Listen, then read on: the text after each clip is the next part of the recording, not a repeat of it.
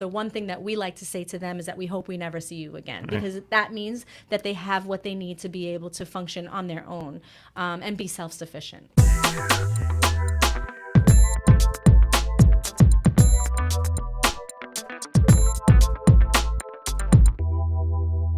Hey everybody, it's Dan Ratkowicz, and this is episode 5 of the Helping Hands podcast.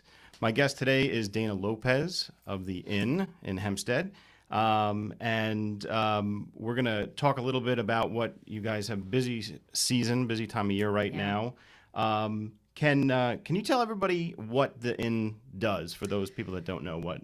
Sure, absolutely. So the Inn is actually an acronym. It stands for Interfaith Nutrition Network, which is a really long name. And basically what we do and what we've been doing for the last 35 years since 1983 is giving back to the community and helping people that are living in poverty. Either they are hungry or homeless or both, or they need a little extra assistance for whatever reason. And the reasons are, we can have a series of shows about what the reasons are that put people in certain situations. But what the Inn does, in a nutshell, is we serve hungry and homeless Long Islanders through a soup kitchen, the largest soup kitchen on Long Island, homeless shelters, and extra services, different social services. Okay. And how did you get involved with the Inn? Me personally, so I've been with the Inn for the last 5 years. My career has always been in communications. I'm currently the director of marketing and communications for the Inn.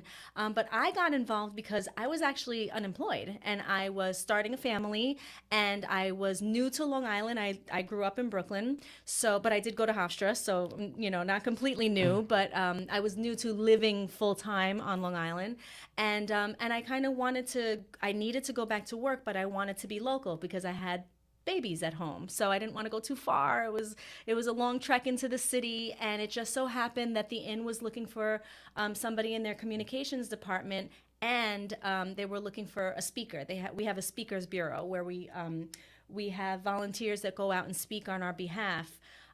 So it just sort of was a great fit for me, and here I am 5 years later, and it's a fantastic job. It's a wonderful place to work. It's the kind of thing where people say, wow, that must be really nice. You must sleep really well at night. And it's so much more than that.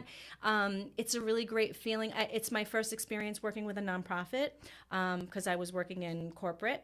And it's very, very different. And as you would expect, extremely rewarding.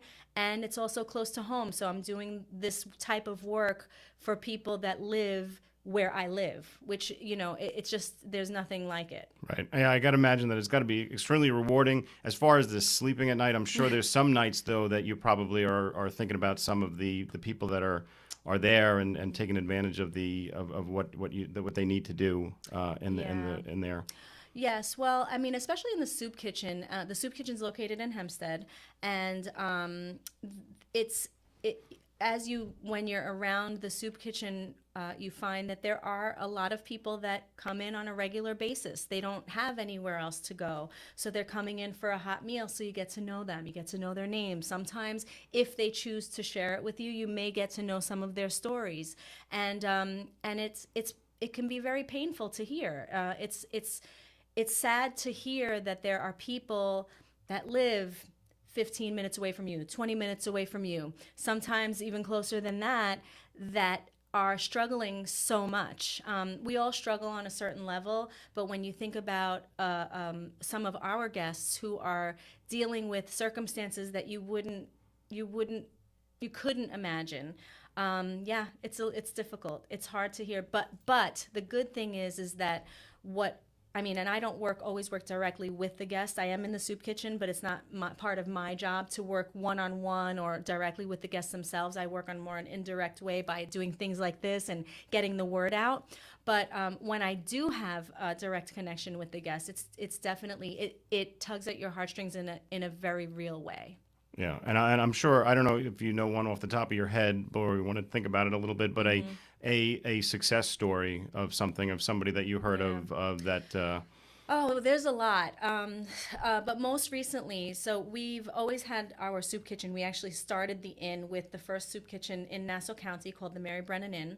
And that was in 1983. So that still exists. So now the Mary Brennan Inn, it's in a different location, not too far from the original location. But we have a new Center for Transformative Change. And I say new, we opened it up in 2016. The Center for Transformative Change, if you think about a soup kitchen that provides basic needs, food, water, there's temporary shelter because we actually don't have people live there, but we provide basic necessities. Next door to the soup kitchen, we have this resource center called the Center for Transformative Change, and that gives guests more of a sort of expanded services. So they might need housing or furniture, or they might need something like getting a copy of a birth certificate or a piece of identification in order to receive, services that they are eligible for, but they can't prove who they are. I saw there was legal services too. Legal services. I mean, it really runs the gamut because we partner with a lot of neighboring agencies in the area, but there's also a lot of people that offer up their services pro bono, like legal services and things like that. Doctors' offices that they want to help, and they have this, they have this resource and they can share it, and they're able to share it with us on a volunteer basis or on a pro bono basis. So that's a very long answer to say that when we first opened up the Center for Transformative Change, there was a gentleman that used to come into the soup kitchen all the time. He came for years for a meal every day. And we tend to talk a lot about the cycle of poverty, that sometimes it's just a circle and it's really difficult for our guests to get out of it. So we opened up this resource center, and he was one of the first guests that was seen there. So he worked with our trained volunteers to apply for a job. And this particular job happened to be at Home Depot. And what I didn't know, and what I hear from our program manager over there, is that the online application for Home Depot is something like 152 questions. And that's a lot. I mean, even for someone who, might be on a computer every day, right. It's kind of a lot to put that much information down. Now imagine you don't really know how to use a computer, or you've never applied for a job online, or you're not familiar with certain things like that. So it's a trying experience. So this particular gentleman was able to work with one of our volunteers, put the application in, and got an interview. And so he needed something to wear. So we also have a clothing boutique in the Center for, we call it the CTC, it's such a long name, the Center for Transformative Change. So he was able to choose some clothing for his interview based on what we get as donations from our boutique. Got the interview, went on the interview, did very well, and eventually got the job. Great. So that was a success story. And I think that what happened was the staff members and the volunteers, they started not seeing him at the soup kitchen anymore. And he was a familiar face there. Now all of a sudden he wasn't there anymore because he didn't need us anymore. And that's what we try to do. We try to provide as much as we can so that our guests can stand on their own 2 feet without having to need us. And that's what we say. Our executive director, Jean Kelly, says the best thing that our guests can say to us is that, or the one thing that we like to say to them is that we hope we never see you again. Right. Because that means that they have what they need to be able to function on their own and be self-sufficient. Right. That's great. That's great because they can go on and without your services, who knows? I mean, you right. provided help with the application, with what to wear on the application, on the interview, the guidance and everything like that. Without that, right. what could have happened with that? That's awesome. How can you talk back about? You touched upon it a little bit, but how the inn got started. Mm-hmm. And the history of it. Well, we're a Long Island-based organization, and the way that the inn got started was there was a chaplain at Hofstra University, and I know I'm an alumni, you're an alumni. There was a chaplain at Hofstra University that was taking a group of students into Brooklyn. This is back in 1983. He was taking a group of students into Brooklyn to serve at a soup kitchen. And I think they were going into Brooklyn like every Saturday or something like that in a van from Hofstra to Brooklyn and back. And it was great. It was great work that they were doing. They were very fulfilled. And one day they were on their way back, and one of the students, I guess they were stopped at a red light or something, and they were back by campus at that point, and they saw a gentleman on the street looking for something to eat in a garbage can and ended up like pulling out a half-eaten bagel or something and eating it. And it was almost like a mind-blowing, like one of those aha moments where they thought, okay, we're going into Brooklyn, but there are people right here in Long Island that need our help. And so they put out a call for volunteers to say, hey, do you want to help start the first soup kitchen in Nassau County? Because it didn't exist. I think there was one in Suffolk, and there weren't any soup kitchens in Nassau County at all. And so they opened up the Mary Brennan Inn. There were the response even in the 80s, even in the 80s, wow. yeah, because I think that there was still an idea that that kind of thing wasn't needed on Long Island. Right. You don't really necessarily see it on Long Island. You don't see hunger and homelessness and poverty right there in front of you in your face like you do if you go into the city and you're standing on a train platform, or if you're walking down the street. You will see a homeless person asking for money on the street. You might see somebody living in a box. You might see somebody, pushing a shopping cart. You might see different people, but here it's really not as visible. So I think at the time, people just figured that people in Long Island were wealthy and affluent, and they didn't really need soup kitchens, and that wasn't the case. But this particular instance, they happened to see somebody and they wanted to do something about it. So there were about 30 volunteers that started up the Mary Brennan Inn, and they needed to get funding, and they needed to get a space, and they needed to get all of these things together, and they were able to do it. And I think the first day that they opened up, they served just under 100 people. And they had to look for people. They had to say, does it, they had to kind of find people, which we wouldn't do today, but it's evolved and changed in such a way, but stayed the same in the sense that since day one, the one thing that they've always done at the inn is treat everybody that comes in and needs help with dignity and respect. Since day one, that was the philosophy. It hasn't changed. It never budged. It's really important to the inn to treat people like people. Right. And for the people out there that want to help, and they've thought about this and they've said, this is a really, great idea. I want to volunteer. I want to do this. And then a year goes by, another year goes by, another year goes by. What is an action plan? What is something that somebody can do that they want to help? Yeah. Oh, there's so many things that people can do to help us. What I've learned working at the inn is that I would say most people want to do something. They want to do something. They feel like they've been given a lot. They feel very fortunate, whether it's because for themselves or their children. A lot of people want to teach their children to give back and the importance of community service. Almost everybody, definitely everybody that I've come into contact with wants to do something. They just need to be told what it is. Well, what can I do? Well, it's a few things. If you are the type of person that likes to sort of get up, get out of the house, and actually do things, you can volunteer. We take volunteers at the soup kitchen. It is our location in our only location for a soup kitchen in Hempstead. You do have to be. We take children as young as 10 years old to volunteer in the afternoons. We have kind of an afternoon shift. But in order to come in to volunteer to help prepare and serve the meal, you have to be at least 16 years old. So we have a lot of, seniors in high school, which is great. We also have a high school student group. We have college students. We have corporate groups. We have individuals. We have a lot of our regular volunteers are actually retired and just really wanted to do something, not only for themselves with their time, but to give back after they've been, doing whatever they've been doing for so many years. We have teachers and doctors and lawyers and just everybody from all walks of life that come in to volunteer. We also take monetary donations. We're a nonprofit, obviously, but we're also privately funded, so we don't get any money from the government, very little. We apply for government-based grants that we occasionally are able to get, but for the most part, all of the funding that we receive comes from individuals and groups and companies and places that just want to give back. So, for us, raising funds is extremely important. We have fundraising events throughout the year that people can attend. We have donations that can be made online.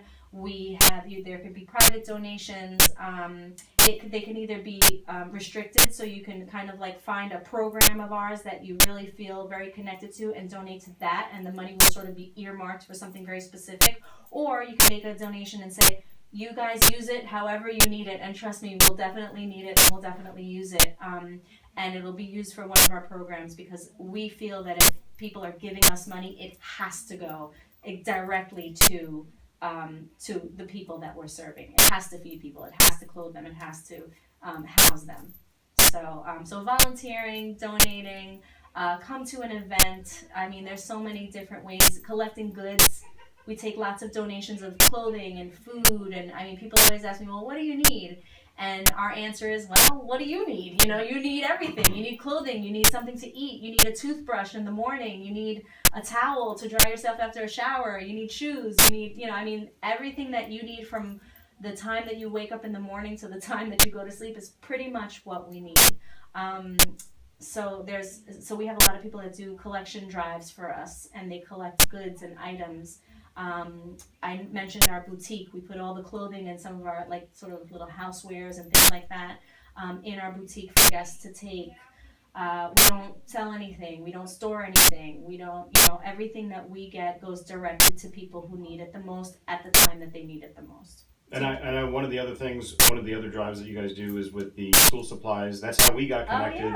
Oh, yeah. Todd Weinstein, we was on the podcast for the Nice Things That Happened in East Meadow page, and he spearheaded that the school supplies fundraiser. That's something that everybody needs. Is now we're in the holiday times. Is now I'm assuming is the busiest time. Mm-hmm. What are some of the other times? Because one of the things that Todd and I were talking about is, you know, everybody's thinking about this now. Right. It's the holidays and giving, and there's all these campaigns, but people still need food. People still need clothes in July and June. What are some of the other times a year that maybe it's not as prevalent and it's not on the top of everybody's mind, but you guys also need help? I mean, you hit the nail on the head. Over the holidays, people are in a very giving mood. They're in a giving. They have a giving spirit. We appreciate it. Don't get me wrong. It's needed around the holidays. But then the holidays are over, and everybody kind of goes back to their regularly scheduled programming. And I would say that summertime is a big deal. Summertime is a big deal because while everybody's sort of already in that giving spirit over, you know, after October, once, you know, Thanksgiving is coming, people, that's what they're thinking about. They're thinking about volunteering and giving and collecting and food and all kinds of stuff. But summertime is tough for us because we actually have an increase in guests that come into the soup kitchen because of the children. Children are not in school anymore. So while during the year, parents are coming in for their own meal, and maybe with children that are preschool ages, their school age children are in school. They're getting, you know, school breakfasts and lunch. But in the summertime, a lot of those programs end, so we see an increase in specifically children coming in the summer. So I know that this past summer we did a big push for food and monetary donations for us to be able to provide for, you know, to supply the demand that's coming in over the summer, and making sure that the kids that come in have kid-friendly foods, and that you know, we have enough to give for the increase in people that are coming in over the summertime. And also, you know, I would say the beginning of the year, I guess, like, you know, around February or so, once like the holidays are really past and people start sort of, you know, not thinking about it as much. February and March would be probably another time that we would be more in need, you know, but definitely the summer, once June hits, for sure, especially food-wise, because we want to make sure that we're able to feed everybody that comes in. I'm glad I asked that, because I never thought about the fact of the school lunches and the summertime. I figured, yes, you know, everybody all year long, but and now kids are in school, they're getting sometimes breakfast, they're getting lunch, they're staying after, and everything like that. But in the summer when they're not, that's big. So, and that's an extra stress for parents, because now what do you do with the children that were being taken care of and you're not able to necessarily take care of them yourself? So that's one of the things. And there are some programs over the summer, but I don't think there's enough. It's not as many programs as there are schools. Right. You know, so. Right. What are some of your future plans at the inn? I know you guys have been doing a lot with the other programs and the CTC. The CTC, yeah. What are some of the other future plans that you guys are working on to try and grow and? Well, we're very excited about the CTC because it has been such a great asset for us in terms of being able to help people on a very different level than just serving food. So we are actually expanding the CTC. We've been given the opportunity to take another we were housed in a building that there was another part of the building that was owned by this one particular family, and they decided to give us that building to be able to expand the services that we've been doing. And at the CTC, I mean, we've been able to literally take people off the street that have been living on the street for sometimes decades in some instances.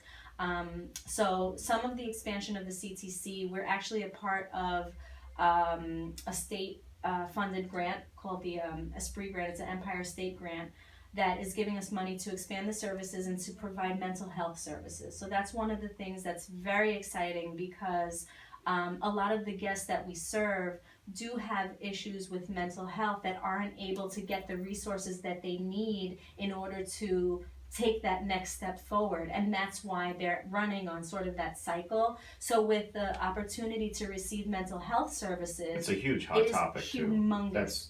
Yeah, it really is. So that's one of the things that we're working on. So I think that at this point, since for so many years we've been and rightfully so, and just because people, they need to eat, everybody needs to eat every day. So the soup kitchen is an essential part of our organization, but now we're kind of looking towards, where do we go from here? What do we do so that people don't have to come to our soup kitchen anymore? And that's what the CTC is, and that with these mental health services and a lot of other like preventative care and things like that, so that people are able to get the health care that they need, to basic health care, so that they're not getting sick all the time, so that they're not having to go into the emergency room all the time, and then clogging up emergency rooms and not having insurance to pay for. I mean, there's so many things that go into it. So a lot of the health services, mental health and preventative care is a big deal, and some of the things that we're looking forward to doing. Okay. Anything in particular that you guys need right now, between now and the end of the year? Well, depending on when you're listening to this, I don't want to date anything, but next week is on December 5th, we're having an event, an open house at the Soup Kitchen called Gifts for Guests. The Mary Brennan Inn is located at 100 Madison Avenue in Hempstead, and on December 5th, which is Wednesday from 6 to 8 p.m., we're going to have an open house. You can come in, it doesn't matter how old you are, even if you're under 10, and the fee or the admission for the event is an unwrapped toy. Okay. So we are collecting toys for the holidays, but in addition to toys, there's everyday items that we need. So right now, usually we're concentrating on taking items that can be gently used, like clothing and shoes, and we always do that. But over the holidays, we want to give brand new items. So it can be a brand new unwrapped toy, or it can be something brand new, like brand new socks, brand new underwear, brand new children's pajamas, brand new. It's getting cold. We need coats, and we need hats and scarves and gloves. I know last week we put out a call because there was that freak snowstorm in November, and who was ready for that? I mean, nobody was ready for it. Can you imagine if you don't even have a pair of gloves yet? So we definitely need winter outerwear, I'd say gloves, especially gloves and socks, are a huge thing, because gloves are lost a lot. You lose one glove, and then all of a sudden the glove is useless, and you can't do that. And socks, we've found that a lot of times our guests are using socks and putting them on their hands because they don't have gloves. So brand new socks are a big deal, because you're walking and trudging out in the street, and now your socks are soaking wet. What do you do? Where do you, what can you do with that? Or they're dirty, or there's a hole in your boots, or whatever it is. So winter outerwear is a big deal right now. So think of cold weather, and that's basically what we're looking at, and also brand new items. Okay. Gifts. So we got items. You can also make a monetary donation. You can do that as well. You guys are connected, I'm sure, with the Facebook fundraising. Yes. Where I can put the link on there. So the link is on here. We'll edit it in so you can make a donation. It'll go right to the inn. And then is there another place that people can go if they wanted to make a monetary donation? That's our website. So I don't know if you'll have our website. I'll link it up there. It has a hyphen on it, so it's funny when I say it, but it's the-inn.org, and on there's a donate now button, and you can just click on that and make a monetary donation of any amount, and no amount is too small. Okay, perfect. We'll link it up, and the link will be in there that you can donate and put that in there. Thank you very much. Is there anything else that you I think everything is covered. I mean, any help that anyone can give us, we greatly appreciate it. Whether it's time or funds or goods or whatever it is. I mean, we take it all and we appreciate all of it. We really do. And for anybody that has already given to us, I mean, we are just we're eternally grateful. Awesome. All right, and you're my guest. We started a new thing last week, which was the question of the day. I asked it, so you're the guest. What is the question of the day that we can put in? Everybody answer in the comments section for Dana's question of the day. Well, this is my question because I'm super curious what people like. My question is, how do you prefer to give? How do you give back? Do you prefer to give money? Do you prefer to give things? Do you like to cook? What's your preferred method of giving? That's my question. All right. Awesome. So hopefully I get some answers. I'd love to know. Perfect. All right, so put it in the comments, and thank you very much. Thank you so much, Danny. I really appreciate it. Cool. Oh.